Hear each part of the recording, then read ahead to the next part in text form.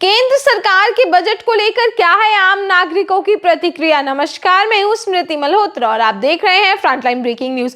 आइए जानते हैं क्या है केंद्र सरकार के बजट को लेकर जबलपुर के आम नागरिकों की प्रतिक्रिया। क्या वो चाहते हैं, किस चीज में वो रिलैक्सेशन चाहते हैं, किस चीज का टैक्स उन्हें कम पे करना है, किस चीज में जीएसटी की मांग वो करते हैं। जानते हैं क्या है पूरी खबर।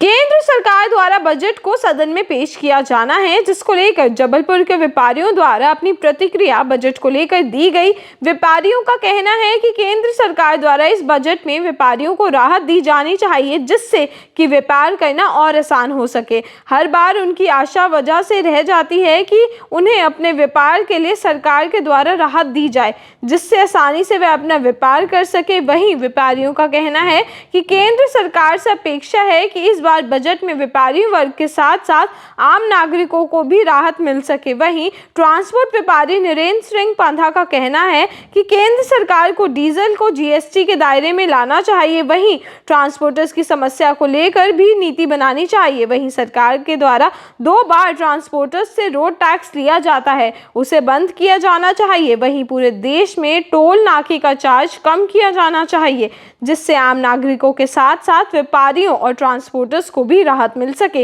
वहीं जबलपुर चैम्बर ऑफ कॉमर्स के व्यापारियों का कहना है कि खुदारा बाजार, रियल एस्टेट उद्योग आदि के क्षेत्रों में व्यापारियों को राहत दी जानी चाहिए। वहीं इनकम टैक्स भी सरकार को कम कर देना चाहिए।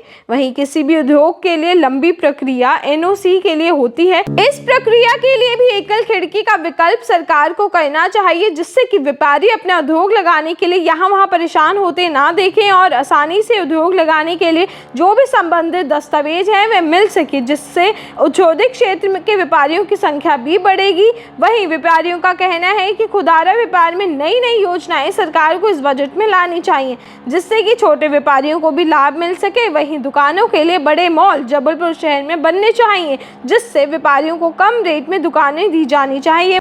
वहीं बजट से व्यापारियों को बहुत उम्मीद है, इसलिए सरकार को बजट में व्यापारियों और उद्योगपतियों का ख्याल रखते हुए बजट को बनाना चाहिए। सर, आम बजट पेश होना है 1 फरवरी को, क्या उम्मीदें हैं आपको, उद्योग जगत को, इंडस्ट्री को क्या उम्मीदें हैं? इंडस्ट्रीज़ को इस साल भी आम बजट से काफ़ी उम्मीदें हैं। इंडस्ट्रीज़ की ये डिमांड है कि जो लेबर रिफॉर्म्स हैं वो बहुत सालों से पिछड़े हुए हैं, रुके हुए हैं। बीजेपी गवर्नमेंट ने 2-1 साल पहले यूनिफॉर्म कोड करने के लिए सभी लेबर लॉज को एक साथ करके 4 मेजर लेबर लॉज में कन्वर्ट करने का फैसला भी किया, उसका ड्राफ्ट भी पब्लिश किया, लेकिन अनफॉर्चुनेटली अभी तक उसको एनैक्ट नहीं कर पाए हैं। तो हमारी इंडस्ट्रीज़ की उम्मीद है कि इस साल ये लेबर रिफॉर्म सिंप्लीफाई कर दिए जाएं और जो अनेक एक्ट्स हैं उन सबको मिला के जो ड्राफ्ट तैयार है 4 लेबर लॉज के 4 लेबर रिफॉर्म्स पे, उसको एनैक्ट किया जाए। इस पे बहुत उम्मीद है। सेकेंडली, इंडस्ट्रीज़ की ये भी एक्सपेक्टेशंस हैं कि रिसेशन का थोड़ा सा माहौल चल रहा है ऑल ओवर वर्ल्ड, ऐसे में इंफ्रास्ट्रक्चर पे ह्यूज एक्सपेंसेस बजटिंग किए जाए, क्योंकि वंस इंफ्रास्ट्रक्चर पे यदि पैसा खर्च करेगी सरकार तो उससे जुड़े हुए अनेकों इंडस्ट्रीज़ हैं, सभी में रोलिंग बन जाएगी। तो ये 2 उम्मीद हम लोग की एक्सपेक्टेशंस इस बजट से हैं। धन्यवाद। नाम बताइए। मैं Pankaj Maheshwari, Jabalpur chamber of commerce and industries. 8 साल से इस सरकार का ये आखिरी बजट है, तो अगला चुनाव 2024 को ध्यान में रखते हुए ये लोग बजट पेश करेंगे। ये लोक लुभावना होगा, वो आगे लागू होगा या नहीं होगा वो बात की बात है। और मध्यम वर्ग जो इतना त्रस्त है, मध्यम वर्ग के लिए, उसके लिए ये बजट लोग लेके आएंगे। सेकंड, जीडीपी का 89% लोन सरकार के ऊपर आ गया है, जो कि नॉर्मल 30% हुआ करता था। उसको घटाने के ऊपर क्या प्रयास किया जाए, इसकी हम लोग उम्मीद करते हैं। और ये जो दिन पर दिन लोन लायबिलिटी बढ़ती चली जा रही है, एनआरआई के दम पे कब तक फॉरेन करेंसी दिखाते रहेंगे, इनकम कोई नहीं है, इंडस्ट्रियल डेवलपमेंट नहीं है, इलेक्ट्रॉनिक गुड्स का इंपोर्ट बढ़ गया है, इलेक्ट्रॉनिक गुड्स की कोई इंडस्ट्रियलाइजेशन नहीं हो रहा है। चाइना की सारी कंपनियां निकल के वियतनाम जा रही हैं, इंडिया में क्यों नहीं आ रही हैं? इस बजट के अंदर ये प्रावधान होना चाहिए। ये उम्मीद करता हूँ अगर इनको अगला 2024 चुनाव निकालना है, इस पर इनको विचार करना पड़ेगा। मैं Radheshyam Agrawal, Jabalpur chamber of commerce. देखिए, मैं तो रियल एस्टेट से जुड़ा हुआ व्यक्ति हूँ और रियल इस्टेट एक ऐसा बिजनेस है जो किसी भी कंट्री का रीढ़ की हड्डी होती है। जितना राजस्व रियल इस्टेट से मिलेगा उतना राजस्व कम जगह से मिलता है, और जितना रोजगार रियल इस्टेट से मिलता है उतना रोजगार किसी दूसरी इंडस्ट्री में नहीं मिलता, क्योंकि इस इंडस्ट्री में लेबर से लेके इंजीनियर और एमडी तक होते हैं। इसमें एक स्क्रू से लेके स्टील तक की फैक्ट्री चलती है। तो मेरा ये कहना है कि रियल इस्टेट में काफ़ी ज़्यादा रिलीफ देना चाहिए, और जो मकान बनाते हैं मकानों का लोन और भी सस्ता करना चाहिए, क्योंकि हर व्यक्ति का मकान लेने का एक सपना होता है, और हमारे प्रधानमंत्री जी कहते हैं कि हर व्यक्ति की अपनी छत होनी चाहिए। इसलिए मेरे को ये उम्मीद है कि इस बजट में रियल इस्टेट को काफ़ी रिलीफ दिया जाएगा। एक सबसे बड़ी बात जो है रियल इस्टेट में रिलीफ देने की है कि रजिस्ट्री चार्जेस जो होते हैं प्रॉपर्टी के, वो हर स्टेट में अलग अलग हैं। इनमें समानता होनी चाहिए, किसी में 5%, किसी में 6%, किसी में 12%, ये नहीं होना चाहिए। एक बार ये प्रस्ताव कहीं आया था, तो मेरा ये निवेदन है सरकार से, अपेक्षा है कि रजिस्ट्री चार्जेस पूरे हिंदुस्तान में एक होंगे। जब सारे टैक्स एक हो सकते हैं तो रजिस्ट्री चार्जेस क्यों नहीं। धन्यवाद। मैं Kamal Grover, chairman Jabalpur chamber of commerce and industry. देखिए, देश का ट्रांसपोर्टर्स जो है पिछले कई सालों से, जब से बल्कि जीएसटी लगा है देश के अंदर, एक बड़ी उम्मीद लगा के बैठा है कि जिस तरीके से लगभग सभी चीज़ों को जीएसटी के दायरे में ले लिया गया है, 67 से 70% टैक्सेस डीजल पेट्रोल पर ट्रांसपोर्टर्स से लिया जा रहा है। उसको भी अगर जीएसटी के दायरे में लिया जाए, चाहे 28% पे लिया है, तो लगभग 30 से 35 रुपये डीजल सस्ता हो जाएगा।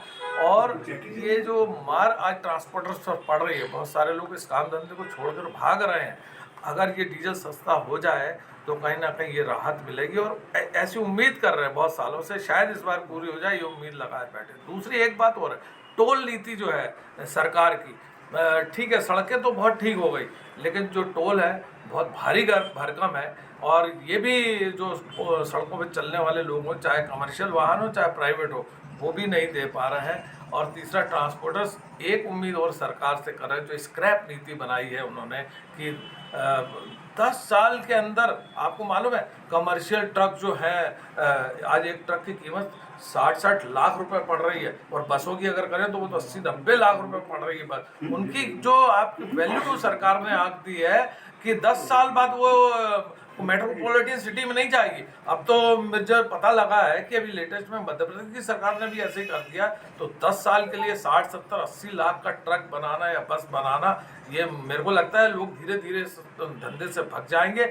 इन बातों को सरकारों को गंभीरता से सोचना चाहिए, और इसकी जो टाइम लिमिट है स्क्रैप करने की ट्रक की या बस की, इसको 20 साल करना चाहिए। उससे क्या है, रीसेल वैल्यू भी ट्रकों की बसों की कम हो रही है, जिसके कारण लोग इस काम धंधों को छोड़कर भाग रहे हैं।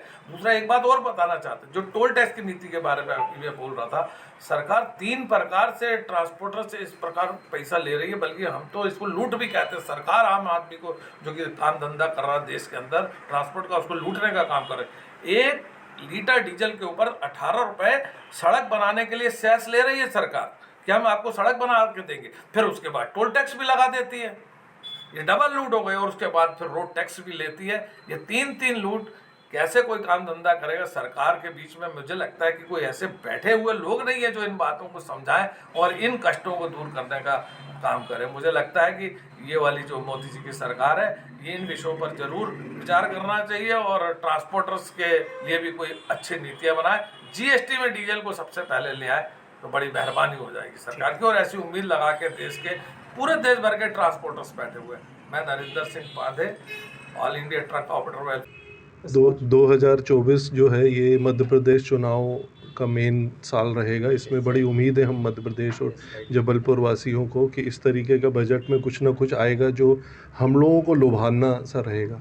बहुत सी चीज़ें ऐसी हैं जिस पर काम करने की ज़रूरत है सरकार को। हमने काफ़ी चीज़ें इस बजट के आने के पहले लिखित तौर पे हमारी नेशनल टीम ने सीतारमन जी को भेज चुके हैं, जिस पे जीएसटी को लेके हैं जो कई प्रॉब्लम्स आ रही हैं उस पर सुधार होना चाहिएगा। व्यापार को लेके जो खुदरा व्यापार का है उसमें एक आयोग बनना चाहिए जिसमें व्यापारियों को सम्मिलित किया जाना चाहिए। उनको हो रही प्रॉब्लम से अवगत वही करा सकता है। एक व्यापारी जो है वही अपनी प्रॉब्लम्स को सबके बीच लाया जा सकता है, तो उन लोगों को शामिल किया जाए। इस तरीके से और भी कई चीज़ें हैं जैसे व्यापार को लेके हैं, छोटे व्यापारियों को लेके क्रेडिट की लिमिट्स बननी चाहिए, कम से कम इंटरेस्ट पे उन लोगों का व्यापार होना चाहिए। जो बंद इंडस्ट्रीज़ हैं, उद्योग जो बंद हैं, उन उद्योगपतियों से चर्चा होनी चाहिए कि उनके उद्योग क्यों बंद हैं, क्या प्रॉब्लम्स हैं। सरकार ने कई बार कहा कि एकल खिड़की योजना होना चाहिए जो आज तक नहीं हो पाई है। कोई भी उद्योग डालता है उसे कम से कम 15 से 20 जगह से NOC लेनी पड़ती हैं, कई ऑफिसेज जाना पड़ता है। ये प्रणाली बहुत ज़रूरी है लाना, कम से कम समय पे आदमी अपना उद्योग डाल सके। इतनी प्रॉब्लम्स होती है कि उसका मनोबल 50% से कम हो जाता है अपना उद्योग चालू होने के पहले ही। ये सारी प्रॉब्लम्स दूर होनी चाहिए। कुछ व्यापारियों की प्रॉब्लम्स है, चेक बाउंसेस को लेके काफ़ी प्रॉब्लम्स होती हैं जो काफ़ी लंबे टाइम तक कोर्ट में जाना पड़ता है। उसको लेकर काफ़ी कम टाइम पे उसका निर्णय होना चाहिए ताकि व्यापारी को अपने सही निर्णय हो सके। इस तरीके की बहुत सी उम्मीद है इस व्यापारियों में। मेन मार्केट जो है खुदरा व्यापारी का वो बहुत मद्दी के दौर से गुजर रहा है। उस पर सरकार को बहुत कुछ सोचने की ज़रूरत है। कुछ बड़े बड़े मॉल्स लाने चाहिए जो सरकार अपने हिसाब से बनाए और कम से कम रीज़नेबल रेट्स में उन व्यापारियों को वहाँ पे अपनी दुकान दे सके। इस तरीके की बहुत सी योजनाओं की बहुत ज़रूरत है। हम व्यापारियों वर्ग को बहुत उम्मीद है इस नए बजट से। मैं यही कहना चाहूँगा। मैं confederation of all India traders CAT Madhya Pradesh सचिव, जबलपुर चैम्बर ऑफ कॉमर्स कार्यकारिणी। तो सुनिए आपने पूरी खबर किस तरीके से जो व्यापारी हैं, जो जबलपुर के आम नागरिक हैं, उनकी क्या क्या मांगे हैं। उनका कहना है कि उनके लिए सरकार को, केंद्र सरकार को कुछ ऐसा करना चाहिए जिससे कि वे अपना बिजनेस, अपना काम इजीली कर सके। ट्रांसपोर्टर्स की अलग मांग है और जो दुकानदार हैं उनकी अलग मांग है। क्या केंद्र सरकार इस मांगों पर खड़ी उतर पाएगी या नहीं, ये देखना होगा। कमेंट्स में अपने विचार हम तक जरूर पहुंचाइए। आपको क्या लगता है बजट में इस बार क्या क्या इंक्लूड करना चाहिए, किस किस चीज में रिलैक्सेशन देनी चाहिए। और देखते रहिए फ्रंटलाइन ब्रेकिंग न्यूज़। धन्यवाद।